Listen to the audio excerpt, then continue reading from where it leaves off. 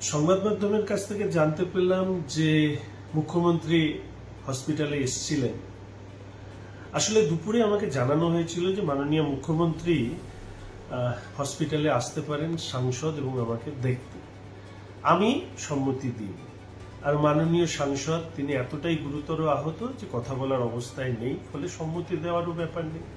মুখ্যমন্ত্রী এটা ভালো করে জেনে আইসিইউতে গিয়ে সাংসদের সাথে দেখা করতে চান। শুনেছি 1.5 মিনিটেরও কম সময় ছিল। সেই সময় তার ফটোশুট টিম একটি ভিডিও তোলে এবং সেটাই রাজনৈতিক সৌজন্যতার পরিচয় হিসাবে বাজারে তারা তুলে ধরবার চেষ্টা করে। অবশ্য তিনি আমার কাছে আসেনি, জানতেন যদি কিছু কঠিন কঠোর প্রশ্নের সম্মুখীন হতে পারে ওনাকে। বিধানসভায় আমি তারই সহকর্মী। এটা হচ্ছে তৃণমূল কংগ্রেসের একটা ঘৃণ্য রাজনীতির উদাহরণ।